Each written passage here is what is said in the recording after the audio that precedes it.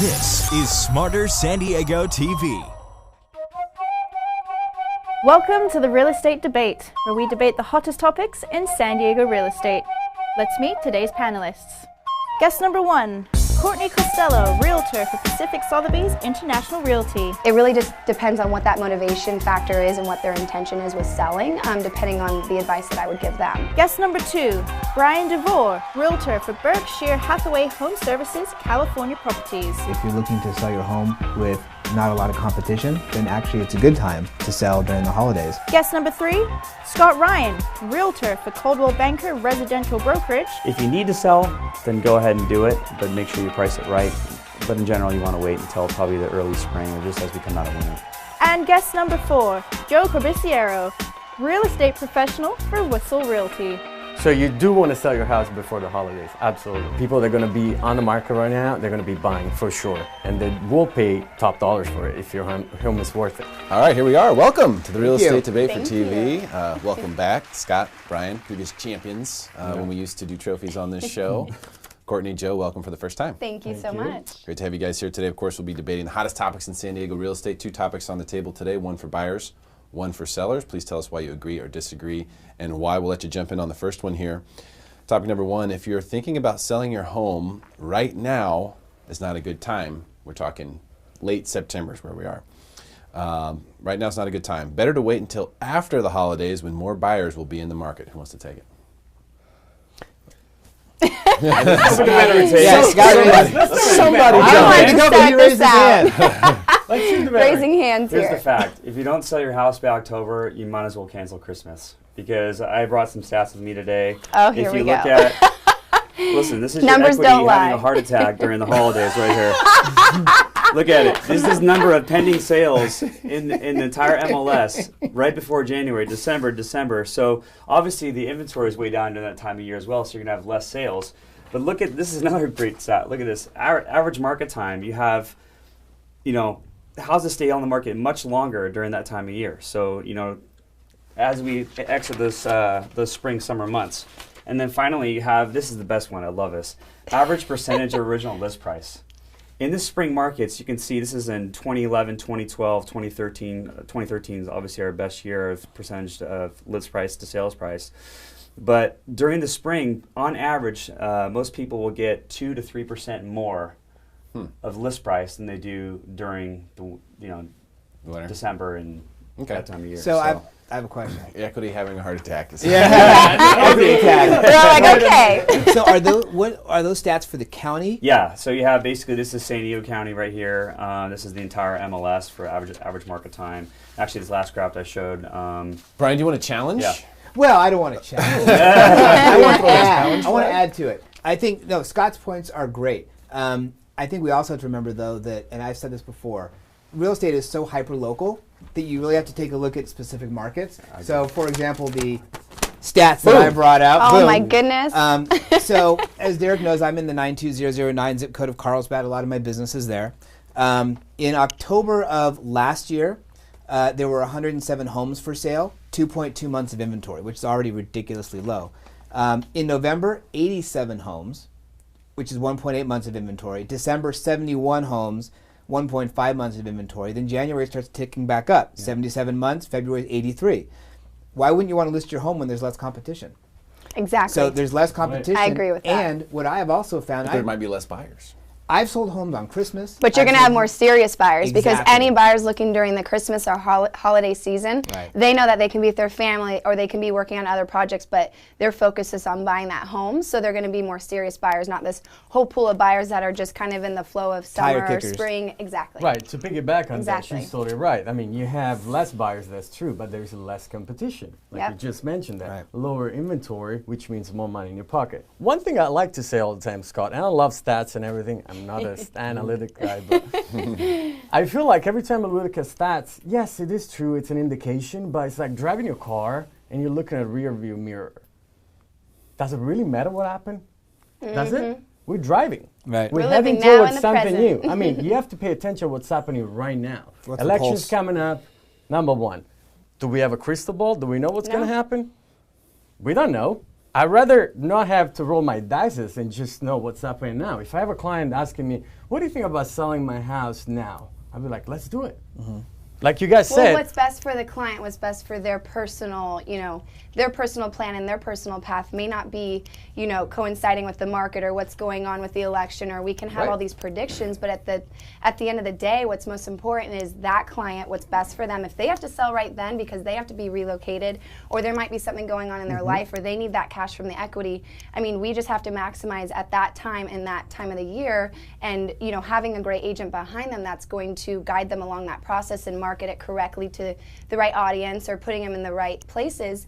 It doesn't really matter stats or what time of the year it is. It's what's best for that client. Well, sure. Hold on a second here. I want to give Scott a chance because you guys seem to have ganged up on me here. We're agreeing. What about your equity having a heart attack? I'll go back to the original question. The original question is, I'm a seller. I'm thinking about selling my house now. Yes, everyone has different life, changes, and if you need to sell, then great. But if they're asking the question, is now a good time to sell my house? If you don't sell by October, I mean, you can see it in these graphs where, we had that spring rush on, I'm talking percentage of list price to sales price, right?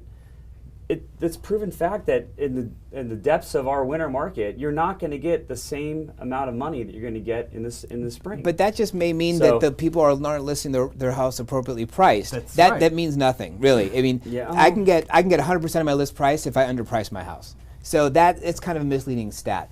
But to your point, though, about the question is thinking of selling my home, not have to sell my home. If you have to sell your home, well, then you got to get the house on the market. If you're just thinking about it, then you need to consult with them and say, okay, well, what do you want to do for the holidays? Yeah. Well, we really don't want to have a lot of people through my home. We want to celebrate the holidays. Then don't put your home on the market. Really understand what it is their needs and wants are. Like you said, what's best for them. At the end of the day, that's number one. And then the other question is, wait till after the holidays. When? January, February, April? So you have to look at that too and say, okay, well, we're going to start seeing more inventory. What's going to be better? What's going to be better? When do you want to do it? So it's not just a before and after. It's how much before and then how much after. Did anybody look up average price per square foot? For which, because it changes per city. Like La Jolla is completely different than and the problem with Rancho that too Bernardo. We is I started doing that, but then I realized we're in an escalating market right now. So it's kind of hard. You can't really. It's not going like this. It's still kind of going like this. So it's really hard to gauge, which month is better, because it may be better in December versus it was in October, simply because the prices are going up. Well, if there is right now I think it's tough for a lot of home sellers because, and even agents, feel a little bit of a slowdown. Of course. Happening. Is it cyclical or is it more macro and just so happens to be lining up with, the fourth quarter? Right. Yeah, that's kind of that's the big question mark. What do you guys think about that? Anybody have an opinion? I feel like, I don't know, it could be cyclical, but at the same time, we're used to have a pool of buyers or clients that we work with. Right. Then at the end of the day, 3 out of 5, they're going to end up buying or selling. Now you have 5, but all 5 are serious. People that are on the market right now, they're really serious, especially the buyers. They missed out the opportunity during the summer, now they want to buy. There's no other ways. Sellers on the other end, I always recommend this. If they're willing to list the property during the holidays, Christmas and whatnot, how beautiful does your home look when it's all decorated and you're taking professional pictures and it smells good? It's amazing. A buyer that has some sort of motivation of buying during the holiday season and steps in this beautiful home all decorated, it's a wow factor. Well, and like I said, it is hyper local because, like in my area, there's companies relocating employees. A lot of times, they're actually relocating them in December. They can get in by year end, so they want to get their people in and looking at homes. So before the busy season for their work. So we actually may get demand actually spike a little bit towards the end of November and December. So? I know so. I've had that happen year after year. You think that you're feeling that this year? Yeah. Well, I don't. It's not December yet. I can't tell you. Well, Captain Obvious. But I think right now a lot of sellers had a great spring market. We did. We still have low inventory, but it just seems to me, and I'm just one person, one opinion, it seems to me that now the buyers are getting, with prices escalated the way they have, they're getting a little bit more picky. Yeah. If I agree. If they're going to pay a retail price, and I'm talking a high retail price for a home, they want everything fixed. They want the house in perfect condition. So those houses that are just, I'd say, average or below average homes that are asking top dollar, you're seeing them sitting on the market longer. So I think there's a bigger picture as we wind down into the fourth quarter, you're going to have a cyclical nature of houses coming off the market, people trying to resell them in the spring, that sort of thing. But if you're a seller that has to sell, you got to make sure that you got your home priced right. Because if you don't, and it's not in tip-top shape, you're not going to get the days of multiple offers and that sort of thing on most homes right now are fairly gone. You know, if a house is a hot property, priced well, top condition, you're still seeing a pool of buyers come into your property. But getting those multiple if you're trying to offers. ask that springtime price right now in this fourth quarter, it's not going to happen. If your house is Well, I think the pricing strategy counts. I mean, no matter what, if it's summer, spring, or winter, if you're overpriced, you're not going to have showings. If you don't have people at the door, you're not going to have offers. Period. Right. Same thing in the way you, you know, you're showcasing your home.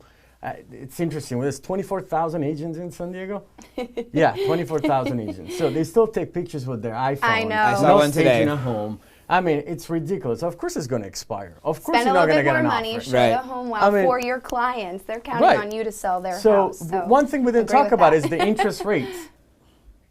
Where they're going to go? Where are we heading to? Right now we're like, what, 3.25%, 3.5%? Still great. Something like that? Still I think great. they're going to be inched up. They won't go up too much. They're going to be inched up slightly. That's a high purchasing power to buyers, to borrowers. I mean, they can afford now a little more. So it's still a great time for buyers to buy right now. Absolutely. So bottom line, they're still getting those lower interest rates. So regardless of the time of the year, there's still houses for sale. If a seller wants to sell and a buyer wants to buy, there's a deal to be made. All right, I'm going to call a truce. I think We're not fighting. I think Scott did a good job of actually bringing up an important point about the fact that there seems to be a little less demand. Of course. And watch out for your equity to have a heart attack in the fourth quarter potentially, because it depends on where you are. Not everyone has a beautiful house in Christmas, you know what I mean? Like if you do, that's one thing, but not everybody has that. And a lot of these sellers have dated homes that really need like $30,000 to get to the point where buyers are going to be like willing to to sign on the dotted line today. Right. And sellers I don't think are ready to shell out that $30,000 right now. So, all right, let's keep this momentum going. Jump into topic number 2. This one is for buyers. If you're a buyer, you should always have your agent with you when you go to open houses. Who wants to take that one? Yes and yes. Yes. Absolutely.